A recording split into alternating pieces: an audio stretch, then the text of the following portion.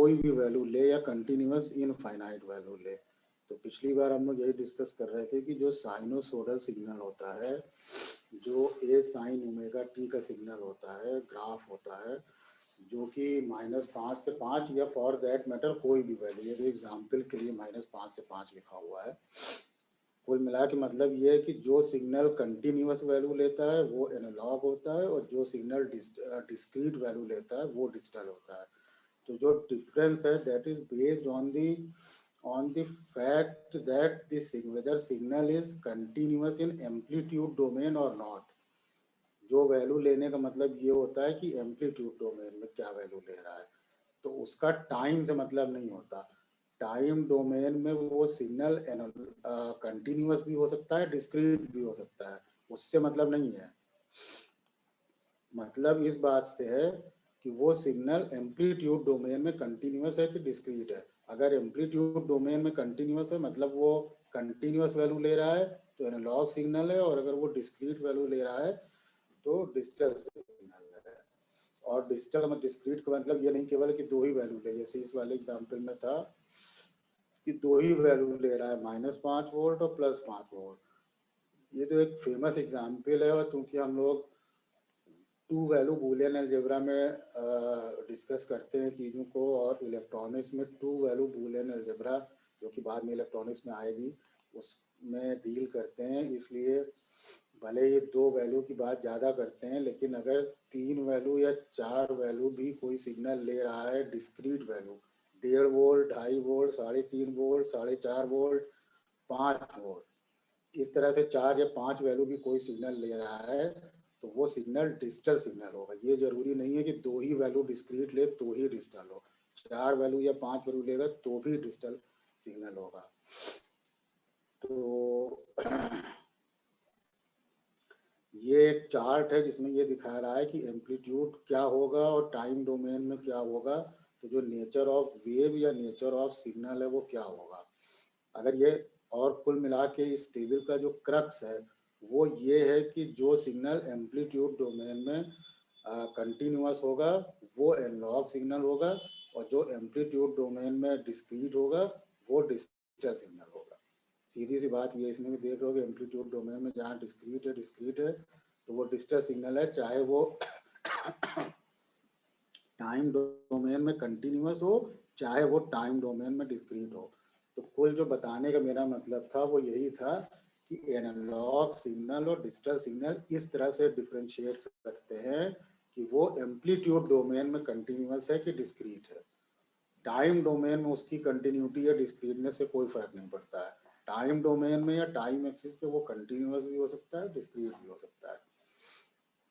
तो यहाँ तक में एनालॉग सिग्नल और डिजिटल सिग्नल में अगर किसी को कोई डाउट लग रहा हो, कोई मन में सवाल आ रहा हो तो बताओ। कोई डाउट किसी को नहीं आ रहा? तो चलो फिर आगे बढ़ते हैं। तो ये तो है तुम्हारा एक फर्स्ट यूनिट में टॉपिक था, difference between analogue devices and digital devices. So this is the basically difference between analogue devices and digital devices. उसके बाद से ये कुछ फंडामेंटल टॉपिक्स हैं। ये सर्किट जो पहले भी हमने बताया कि क्या करेगा, इस पेपर में जो इलेक्ट्रिकल नेटवर्क हैं जो फिजिक्स इंटर में पढ़ के आए होंगे, Ohm's law, different Kirchhoff's law, उसी का एक एक्सटेंशन है ये पेपर, क्योंकि उन्हीं का यूज़ करके डिफरेंट सर्किट जो है हम बनाएंगे।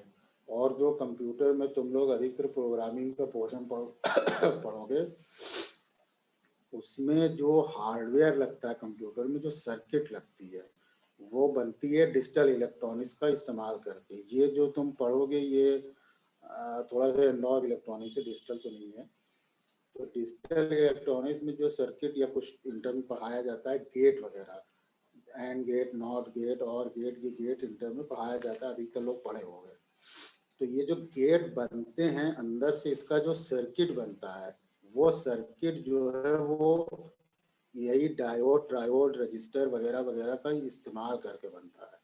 तो इन ये जो अंदर से बनता है वो होता सर्किट है। तो उस सर्किट में जो वोल्टेज और करंट की कैलकुलेशन करते हैं, वो कैलकुलेशन करने के लिए जो थ्योरम्स की जरूरत पड़ती है या जो फंडामेंटल चीज़ों की जरूरत पड़ती है, उसको हैंडल करने वाला ये पेपर है। तो इसकी शुरुआत जो है, जो फंडामेंटल चीज़ें इंटर में पढ़ के आए उसी का एक्सटेंशन है। चार्ज क्या होता है, करंट क्या होती है, वोल्टेज क्या होती है, पावर वगैरह क्या होती है, etcetera etcetera. So to start with we start with the charge. तो चार्ज का कॉन्सेप्ट ये है कि दुनिया में जहाँ भी कहीं पे चार्ज है, वो mostly and by and large is because of the presence of electron.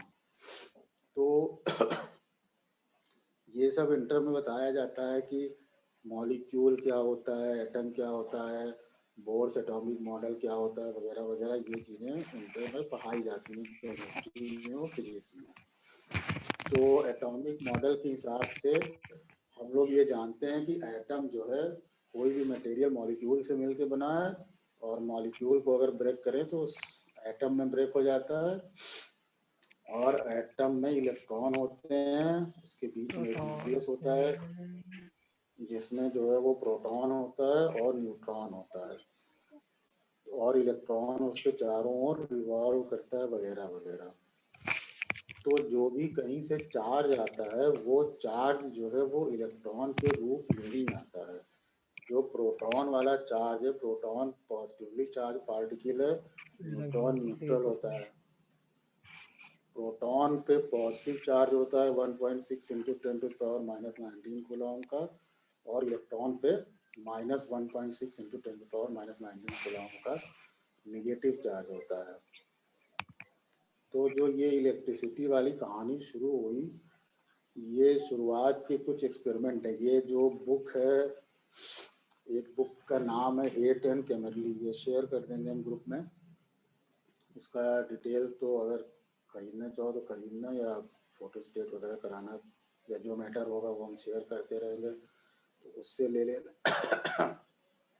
Basically hate and कैमरली की है, इलेक्ट्रिकल नेटवर्क एनालिसिस की, वही स्टैंडर्ड बुक है, उसी को फॉलो करते हैं मोस्टली। तो जो शुरुआत हुई चार्ज वगैरह की, वो इस एक्सपेरिमेंट से हुई कि भाई बचपन में देखा होगा कि एक प्लास्टिक की कंघी को अगर जो है वो किसी ऊनी कपड़े से रगड़ें और फिर उसको किसी पिच बॉल की तरफ ले जाएं, तो वो जो है वो रिपेल करती है, और अगर वूलन जो कपड़ा है उसको ले जाए तो वो उसको अट्रैक्ट करती, वगैरह वगैरह। तो कुल मिला के कॉन्सेप्ट यही है, बात यही है कि वो इलेक्ट्रॉन की वजह से होता है। जैसे कंघी को अगर किसी ऊनी कपड़े से रगड़े हैं, तो ऊनी कपड़े से कुछ इलेक्ट्रॉन निकल करके आ जाते हैं कंघी के ऊपर, तो कंघी जो है वो कहते हैं कि निगेटिवली चार्ज हो गई। तो जब उस कंघी को पिच बॉल की तरफ ले जाते हैं, तो कुछ इलेक्ट्रॉन पिच बॉल में चले जाते हैं, तो पिच बॉल का भी चार्ज निगेटिव हो जाता है, कंघी का भी निगेटिव हो जाता है। तो कंघी पे भी वही निगेटिव चार्ज रहता है, उस पर भी निगेटिव रहता है, तो उसको पास ले जाते हैं तो वो रिपेल करती है। जबकि अगर जो है वो वूलन कपड़े को पिच बॉल की तरफ ले आए, तो वो उसकी तरफ अट्रैक्ट होती है। तो जो इसके पीछे उस समय रीजनिंग दी गई, वो ये दी गई कि भाई दो तरह के चार्ज होते हैं। तो उसमें एक्सप्लेन यही किया गया कि वूलन जो कपड़ा है उससे इलेक्ट्रॉन निकल के कंघी में आ जाते हैं, और फिर पिच बॉल में चले जाते हैं जब कंघी को उसके पास ले जाते हैं, और फिर कंघी को जब पास ले जाते हैं तो उसका रिपेल करता है, क्योंकि सेम चार्ज रिपेल करेंगे। और जो वूलन कपड़े से अगर इलेक्ट्रॉन निकल करके कंघी में आए हैं, तो चूंकि इलेक्ट्रॉन का चार्ज निगेटिव था, इसलिए अगर निगेटिव कोई भी एटम में इलेक्ट्रॉन और प्रोटॉन बराबर होते हैं, तो वो न्यूट्रल होता है। तो अगर उसमें से इलेक्ट्रॉन निकाल दोगे तो पॉजिटिव चार्ज डोमिनेट करने लगेगा, तो वो पॉजिटिवली चार्ज हो जाएगा।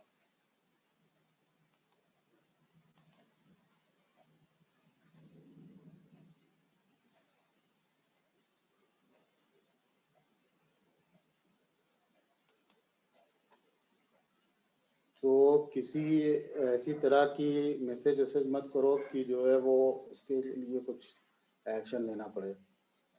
पढ़ रहे हो, पढ़ाई से रिलेटेड बात करोगे तो अच्छा लगेगा। तो इस तरीके से जो है चार्ज को जो है वो डिफाइन किया गया कि चार्ज जो है वो जो भी है जहाँ भी है वो इलेक्ट्रॉन की वजह से है, क्योंकि इलेक्ट्रॉन ही एटम में ऐसी चीज होता है जो कि मूव कर सकता है। प्रोटॉन या न्यूट्रॉन कर मूव करते नहीं, न्यूट्रॉन चार्ज भी नहीं होता, प्रोटॉन का मूवमेंट नहीं होता है न्यूक्लियस से, जो मूवमेंट होता है वो इलेक्ट्रॉन का ही होता है। तो जो भी चार्ज है जहाँ भी, वो दुनिया में इलेक्ट्रॉन की वजह से ही है। एक स्टेटमेंट छोटी क्लासों में कहीं पढ़ा होगा कि charge in this universe is quantised. इसका मतलब कोई बता सकता है? What does it mean by this statement that charge wherever charge is quantised? इसका क्या मतलब होता है? ये 9th में हाई स्कूल में कहीं पे है, कोई बता सकता है इसका? अधिकतर लोग मेरी समझ से इसमें तुम लोगों में साइंस बैकग्राउंड से ही होंगे, सही समझ रहे हैं ना? कोई अगर नॉन साइंस बैकग्राउंड का है तो वो बता सकता है, so that I can understand that there are some students from non science background also. Otherwise I think most of you are coming from science background. तो थोड़ा सा कुछ बताओ कि चार्ज इज क्वांटाइज का कुछ मतलब या कुछ मीनिंग समझ में आती है तो बताओ। हमें थोड़ा ये पता चलेगा ना कि तुम लोग क्या सोचते हो, तो हम उस स्तर पे चीज बात करेंगे ना। फिर तुमसे क्योंकि बात नहीं हो पाती क्लास ना होने की वजह से, इसलिए ये समझना मुश्किल होता है कि किस स्तर पे बात करें। मेरी आवाज आ रही है? Yes sir. अच्छा, तो कोई जन ये बताना चाहोगे? सब लोग इंटरमीडिएट पास ही करके आ रहे होगे, मिनिमम क्वालिफिकेशन है, और अधिकतर लोग मेरे समझ साइंस बैकग्राउंड से होगे, आई होप। तो चार्ज इज क्वांटाइज, ये सेंटेंस आता है कहीं हाई स्कूल इंटर में, तो इसके बारे में कोई क्या ख्याल रखता है, कुछ बताए तो हम उस पर फिर और रोशनी डालें और उसको एलेबोरेट करें। सर चार्ज जो है वो फिक्स्ड अमाउंट में रहता है। हाँ, तो कुछ और एलेबोरेट करो। चलो फिक्स अमाउंट तो सही है सर जैसे कि जैसे सर नेचुरल नंबर्स में होता है, जैसे 1 2 3 4 0.5 में नहीं रहेगा सर। हाँ, ये बात ठीक कह रहे हो, काफी सही बात है। तो ऐसा कैसे है? ये बात सही है, तो तुमने क्वांटाइजेशन का मतलब बता दिया। सही कह रहे हो, क्वांट चलो ठीक कह रहे हो। तो ऐसा क्यों है, ऐसा क्यों है? और कोई इस पे कुछ बोलना चाहेगा? एक इन्होंने कहा कि ऐसा होगा, तो कोई और बताना चाहेगा इसके बारे में? ये है हाई स्कूल में या इंटर में कहीं ना कहीं ये लाइन आती है। सर ऐसा तो इसीलिए क्योंकि आधा इलेक्ट्रॉन नहीं पास हो सकता, आधा हाँ या हाँ 1/4 हाँ, पूरा बिल्कुल एक इलेक्ट्रॉन ही पास होगा। बिल्कुल बिल्कुल बिल्कुल बिल्कुल अच्छी बात बताई, बहुत अच्छी बात। चार्ज इज क्वांटाइज का बिल्कुल ये मतलब है कि चार्ज इज क्वांटाइज मतलब या एक इलेक्ट्रॉन के बराबर का चार्ज होगा, या 2 इलेक्ट्रॉन के बराबर का, या 3। ये आधा इलेक्ट्रॉन नहीं हो सकता, या 1/4 इलेक्ट्रॉन नहीं हो सकता। That is very good answer. Most of the students don't know about this. Most of the students don't even know about this statement or what is the meaning of this statement. So this statement says that charge is quantized, और charge इसीलिए quantized है क्योंकि जहां भी charge है वो that is because of the electron. तो electron ही इधर से उधर होता है, उसी की वजह से चार्ज इधर से उधर होता है। कंघी में भी चार्ज इसलिए गया क्योंकि इलेक्ट्रॉन वो उन्हीं कपड़े से निकल के इलेक्ट्रॉन उसमें गया, इसलिए वो निगेटिवली चार्ज हो गई। और निगेटिव और पॉजिटिव चार्ज ये केवल एक आर्बिट्रेरी टर्म है, इसमें कुछ निगेटिव या पॉजिटिव जैसा नहीं है। कॉन्सेप्ट ये है कि 2 तरह के चार्ज पाए गए, और ये पाया गया कि एक ही तरह के चार्ज जो है वो रिपेल करते हैं। जैसे कि पिच बॉल और कंघी का चार्ज एक ही है, तो उसको कंघी को पास ले गए तो वो रिपेल कर गया, लेकिन ऊनी कपड़े को ले गए उसके पास, पिच बॉल के पास, तो वो अट्रैक्ट होने लगी। तो कॉन्सेप्चुअली ये पाया गया कि 2 तरह के चार्ज होते हैं, तो सिर्फ उसका नामकरण, उसका नोमेनक्लेचर है कि वो एक निगेटिव चार्ज है, एक पॉजिटिव चार्ज है। एज सच कुछ निगेटिव या पॉजिटिव जैसा नहीं है, this is only our convention. तो ये बात हुई चार्ज के बारे में कि चार्ज कहाँ से आता है। तो मोस्टली चार्ज जो है वो किसी न किसी एटम से निकल के आता है, इसलिए इलेक्ट्रॉन ही is the root cause of the charge anywhere, and that's why we say that charge is quantised. और छोटी मोटी बातें जो है कि चार्ज की यूनिट कूलॉम होती है वगैरह वगैरह, वो तो पढ़े ही होगे। एक कूलॉम में कितना चार्ज होता है वो मेरी समझ से निकाल लोगे, उसमें कुछ बताने की बात नहीं है। नेक्स्ट करंट होती है, तो मेरी समझ से करंट भी पढ़े होगे। Current is nothing but the rate of flow of charge is the current. जिस रेट से चार्ज फ्लो करता है that is current. So current is nothing but d q by d t. D q by d t से भी familiar हो गए। D q by d t is the rate of flow of charge with respect to time. तो this is the current. यहाँ पे एक definition ये दी हुई है कि d q by d t is nothing but limit delta t tends to 0 q t plus delta t etcetera जो लिखा हुआ है वो दिख रहा होगा। ये जो डेफिनेशन लिखी होगी, वैसे तो d q by d t is defined as the current और the rate of flow of charge. ये वाली जो डेफिनेशन लिखी है limit delta t tends to 0 q t plus delta t वगैरह वगैरह, तो ये डेफिनेशन को अगर मैच कराओगे और कैलकुलस में इंटर में पढ़े होगे, कैलकुलस में अगर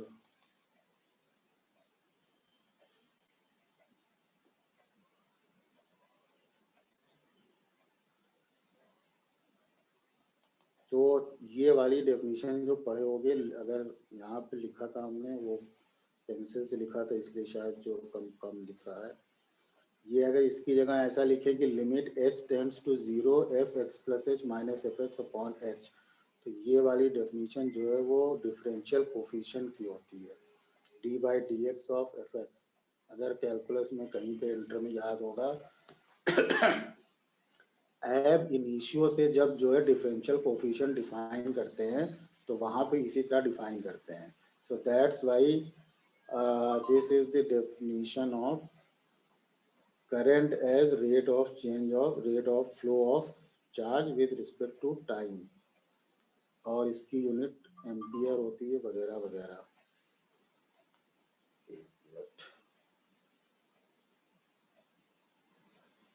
ये कोई गैलेक्सी M30 से देखो तुम लोग, क्या कोई CR वार जो लोग हो, वो गैलेक्सी M30 कौन है ये अपना रोल नंबर से क्यों नहीं एंटर कर रहा है, इससे बोलो कि रोल नंबर से एंटर करे। तुम लोग के पास CR होगा ना, क्यों भाई? No sir. तुम लोग के पास CR ही नहीं है? नहीं सर। ये तो और अच्छी बात है।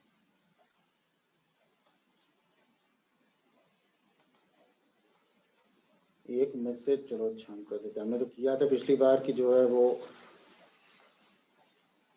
अपने रोल नंबर वगैरह से एंटर करोगे भाई तो एंट्री मिलेगी, अदरवाइज एंट्री नहीं मिलेगी। और CR वह बना लो, कोई तो रिस्पॉन्सिबिलिटी जो है वो लेगा ना। तो this is the definition of current that is d q by d t. तो अगर d q by d t लिखा हुआ है, d q by d t अगर यहाँ पे लिखा हुआ जैसे I is defined as d q by d t, तो अगर किसी को इस चीज़ में दिक्कत हो तो बताना कि हम इसको I equal to d q by d t लिखा है तो डी क्यू को हम आई डी टी लिख सकते हैं, डी क्यू को हम आई डी टी लिख सकते हैं, और दोनों तरफ टी नॉट से लेकर टी, कोई भी इनिशियल टाइम से लेकर के फाइनल टाइम बना लें। तो टी नॉट अगर इनिशियल टाइम है, टी फाइनल टाइम है, तो टी नॉट से लेकर टी तक दोनों तरफ इंटीग्रेट कर लें। डी क्यू को लिख दिया, डी क्यू को I D t, d Q को इंटीग्रेट किया तो इधर पे चार्ज आ गया टी नॉट से टी, और यहाँ पे आई डी टी को अगर इंटीग्रेट करेंगे टी नॉट से टी, तो यहाँ पर जो है कुछ फिक्स वैल्यू आ जाएगी, और प्लस क्यू टी नॉट, यानी कि टी नॉट समय के पहले जो कोई चार्ज फ्लो किया होगा, तो वो अगर क्यू टी नॉट हो तो total charge will be equal to q t naught plus this much. ये लिखने में किसी को कोई प्रॉब्लम हो तो बताओ। ये डिफरेंशियल इक्वेशन में कहीं पर जो है वो आया होगा, डिफरेंशियल इक्वेशन इंटर में पढ़ाया जाता है, तो ये लिखने में मेरी समझ से कोई दिक्कत नहीं होनी चाहिए। किसी को अगर कोई दिक्कत हो तो बताओ, तो उसको हम सॉल्व करने की कोशिश करें। ठीक है, किसी को दिक्कत नहीं है। तो अगर I इक्वल टू dq/dt है तो हम चार्ज वगैरह किसी लिमिटेड टाइम में, किसी टाइम इंटरवल में अगर हमको करंट पता हो तो हम टोटल चार्ज कैलकुलेट कर लेंगे कि उस टाइम ड्यूरेशन में अगर ये करंट फ्लो की तो कितना टोटल चार्ज फ्लो किया। So there is this is the relation between the charge, current and time. और उसके बाद कुछ और तरह की करंट होती हैं, जैसे यहाँ पे फिगर में दिया हुआ है कि ये डायरेक्ट करंट है, ये वाली जो है साइनोसोडल करंट है, ये एक्सपोनेंशियल करंट है, ये डैम्प्ड साइनोसोडल करंट है। तो ये डिफरेंट टाइप की करंट्स होती हैं। मेनली जो है ये जो ऊपर की ए और बी है ये ज़्यादा फेमिलियर है। ए को डायरेक्ट करंट कहते हैं जो कि टाइम के साथ कांस्टेंट रहती है, और ये करंट का कर्व है जो कि साइनोसोडल है। हर जगह जो है वो एनालॉग सिग्नल, इसीलिए हमें शुरू में बताया कि साइनोसोडल जो सिग्नल है वो एनालॉग सिग्नल है। तो हर जगह या हमारे घरों में जो करंट आती है वो एसी करंट होती है और उसका वेवफॉर्म इसी तरह साइनोसोडल होता है। और ये जो डीसी करंट होती है इसको कहते हैं डायरेक्ट करंट। ये टाइम के साथ चेंज नहीं करती है। इसके ग्राफ में तुम देख सकते हो, टाइम कोई भी हो, कोई भी वैल्यू हो, ये करंट की वैल्यू कांस्टेंट है। जबकि ये साइनोसोडल करंट भी कहते हैं इसको, और अल्टरनेटिंग करंट भी कहते हैं। तो ये जो है इस फॉर्म में होती है, इसको अल्टरनेटिंग करंट कहते हैं, और हमारे घरों में अल्टरनेटिंग करंट ही आती है। ये एक्सपोनेंशियल करंट है। करंट और वोल्टेज किसी भी फॉर्म में, कोई भी मैथमेटिकल फंक्शन जो तुमने कैलकुलस में पढ़ा होगा उससे करंट या वोल्टेज को रिप्रेजेंट किया जा सकता है। डैम्ड साइनोसोडल, ये डी वाला जो है this is known as damped sinusoidal. Damped का मतलब होता है इसका एम्पलीट्यूड देख रहे होगे, पहले हाई है फिर धीरे धीरे घटता जा रहा है, ये डैम्पिंग इफेक्ट होता है। इस तरह की करंट मूविंग कॉइल, गैल्वेनोमीटर वगैरह में, कहीं इंटरमीडिएट वगैरह में पढ़े होंगे। तो करंट को हम रिप्रेजेंट करेंगे सर्किट में या तो करंट की डायरेक्शन और जो इलेक्ट्रॉन की डायरेक्शन है उसमें बेसिकली एक डिफरेंस ये होता है कि इलेक्ट्रॉन जो है वो जिस डायरेक्शन में मूव करता है वो होती है निगेटिव चार्ज के फ्लो की डायरेक्शन, क्योंकि इलेक्ट्रॉन पे जो चार्ज होता है वो निगेटिव चार्ज होता है। तो फ्लो तो बेसिकली इलेक्ट्रॉन करता है, लेकिन जो एक टर्म होता है कि इलेक्ट्रॉन करंट, तो इलेक्ट्रॉन करंट का ये मतलब होता है कि इलेक्ट्रॉन किस तरफ से किस तरफ बह रहा है, तो वो इलेक्ट्रॉन करंट की डायरेक्शन होती है। जबकि जो कन्वेंशनल करंट मानी गई है वो मानी गई है इलेक्ट्रॉन करंट की जो डायरेक्शन होती है उसके अपोजिट, यानी इलेक्ट्रॉन अगर लेफ्ट से राइट मूव कर रहा है तो जो करंट है हमारी वो राइट से लेफ्ट मूव कर रही होगी। ये केवल कन्वेंशन है, ये हमने अपनी सुविधा के लिए बनाया हुआ है, इसमें कोई ऐसा फैक्चुअल बात नहीं है।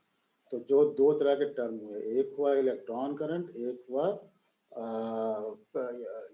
Conventional current. तो जो कन्वेंशनल करंट हमने बनाई है उसकी डायरेक्शन इलेक्ट्रॉन करंट के अपोजिट होती है। इलेक्ट्रॉन अगर लेफ्ट से राइट मूव कर रहा है, कन्वेंशनल करंट की डायरेक्शन उसके विपरीत होती है, अपोजिट होती है। तो जो कन्वेंशनल करंट होती है उसकी डायरेक्शन हमेशा मोशन ऑफ पॉजिटिव चार्ज होती है। पॉजिटिव चार्ज जो है जिस तरफ मूव कर रहा होगा वो डायरेक्शन जो है वो हम करंट की कन्वेंशनल डायरेक्शन लेंगे। मोशन ऑफ इलेक्ट्रॉन या मूवमेंट ऑफ इलेक्ट्रॉन जो है या जो इलेक्ट्रॉन करंट है उसकी डायरेक्शन को नहीं माना जाता है। तो इसका कोई कारण बता सकता है कि ऐसा क्यों होता है, क्यों ये माना गया कि पॉजिटिव चार्ज के फ्लो की डायरेक्शन करंट की डायरेक्शन माना गया और इलेक्ट्रॉन की नहीं माना गया? अगर कोई बता सकता है तो बताए। किसी ने अभी बढ़िया जवाब दिया था इलेक्ट्रॉन डेढ़ नहीं हो सकता, आधा नहीं हो सकता। तो इसी तरीके का है हाई स्कूल या हाई स्कूल में कहीं पे है, हाई स्कूल वगैरह में 8, 9, 10 क्यों जो है वो पॉजिटिव चार्ज की फ्लो की डायरेक्शन को कन्वेंशनल करंट की डायरेक्शन माना गया और क्यों इलेक्ट्रॉन के फ्लो की डायरेक्शन को करंट की डायरेक्शन नहीं माना गया।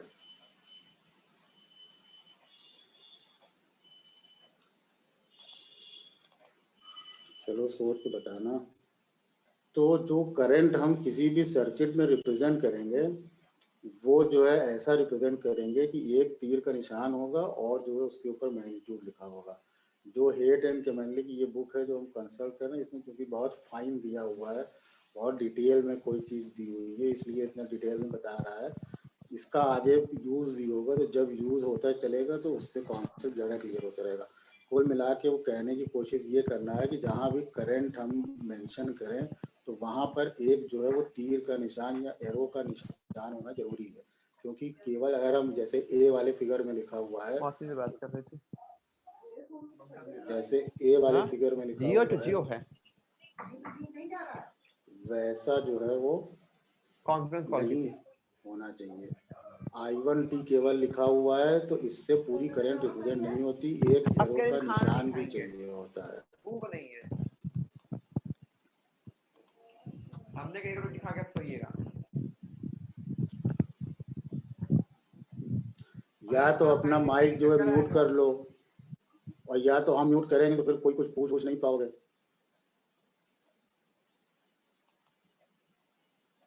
तो करंट कहीं भी सर्किट में अगर हम मेंशन करेंगे तो करंट में क्या करेंगे कि एक जो है तीर का निशान होना चाहिए और उसके ऊपर मैग्नीट्यूड लिखा होना चाहिए। सो ए और B is not the right representation of a current, while C is the correct representation of current. तो ये तो हुई करंट की बात। कोई ऐसी चीज जो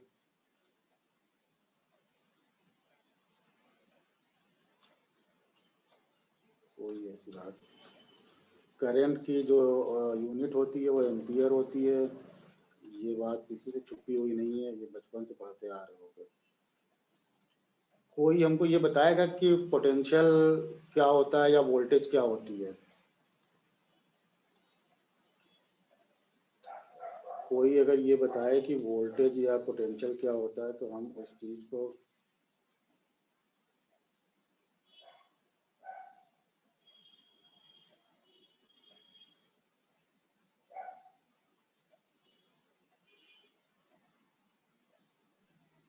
So potential होता है work done by a unit charge, work done by to bring a unit charge from infinity to a point. हाँ very good very good very good, सही बात है। यूनिट चार्ज को यूनिट पॉजिटिव चार्ज को rather infinity उस point तक लाने में जो वर्क डन होता है दैट इज द पोटेंशियल। तो कोई और कुछ बताना चाहेगा इसके अलावा? Very good, is very good answer, very to the point, very crispy answer. जो वर्क डन किसी चार्ज को अगर हम यूनिट पॉजिटिव चार्ज को इन्फिनिटी से किसी पॉइंट तक ले आए तो उस पॉइंट तक लाने में जो काम करना पड़ेगा that work done is known as the potential of that point.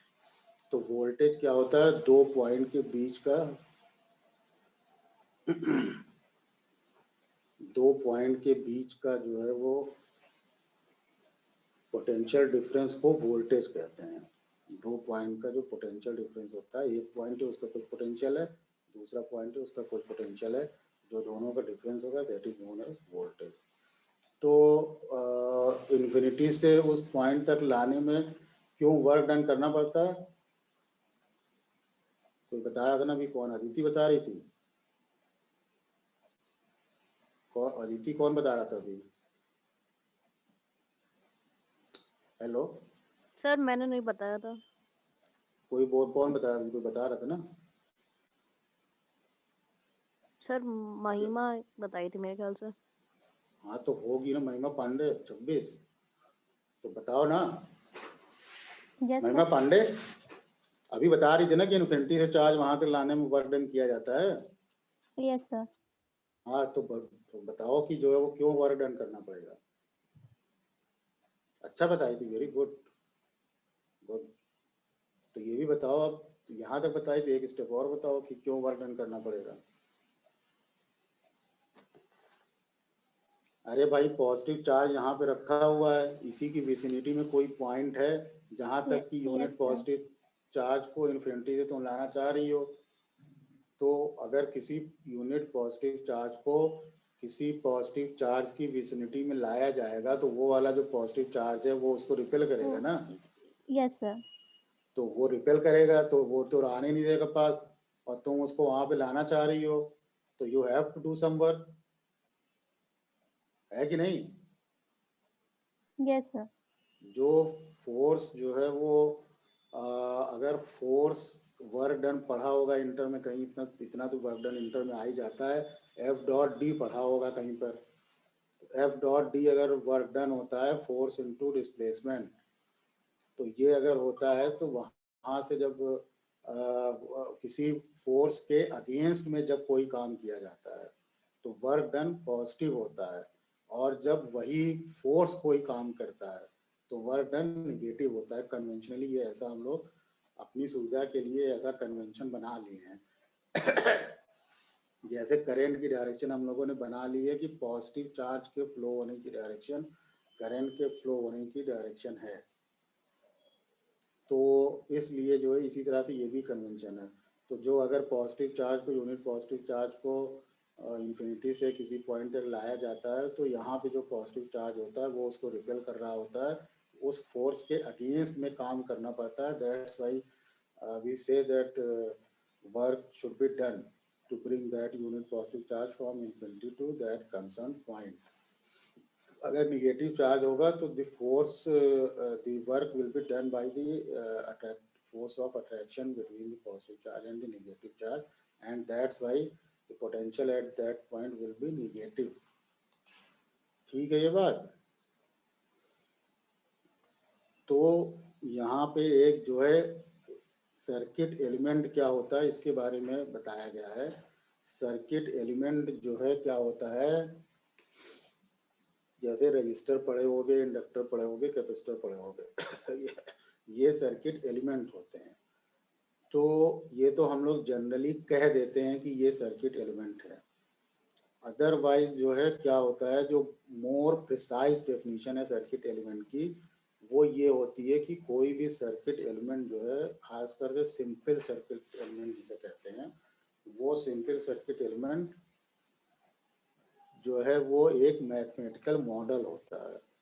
तो जो हम रजिस्टर मार्केट में देखते हैं या जो प्रैक्टिकली सर्किट बोर्ड में लगा हुआ देखते हैं, जरूरी नहीं है कि एग्जैक्टली वो रजिस्टर या वो कैपेसिटर या वो इंडक्टर ही हम लोग थ्योरी में पढ़ें। थ्योरी में हम लोग जो पढ़ते हैं वो आइडियल एलिमेंट पढ़ते हैं। तो सिंपल सर्किट एलिमेंट का मतलब ये होता है कि एक ऐसा मैथमेटिकल मॉडल, मतलब एक ऐसा आइडियल मॉडल जिससे कि हम अपने कैलकुलेशंस कर सकें और सर्किट को सॉल्व कर सकें। ये जरूरी नहीं है कि जैसा हम थ्योरेटिकली पढ़ रहे हैं वैसा ही प्रैक्टिकली भी हो। जैसे हम एक रजिस्टर के बारे में सर्किट में पढ़ते हैं तो वो केवल रजिस्टर की तरह ही बिहेव कर रहा होता है, लेकिन जो असली रजिस्टर होता है वो जिस तरीके से बनाया जाता है, उस रजिस्टर में कुछ कैपेसिटिव प्रॉपर्टी भी होती है, कुछ इंडक्टिव प्रॉपर्टी भी होती है। तो जब हम सिंपल सर्किट एलिमेंट के तौर पे रजिस्टर को डिसाइड करते हैं या डील करते हैं थ्योरी में, तो उसको केवल रजिस्टर मान के चलते हैं, उसकी इंडक्टिव प्रॉपर्टी या उसकी कैपेसिटिव जो प्रॉपर्टी होती है उसको इग्नोर कर देते हैं।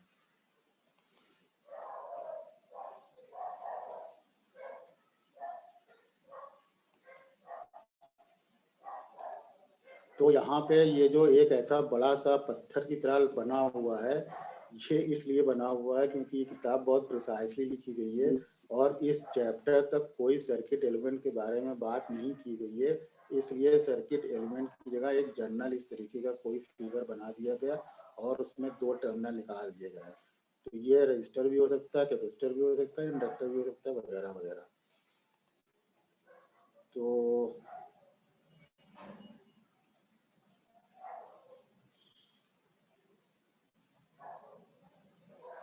ये तो बातें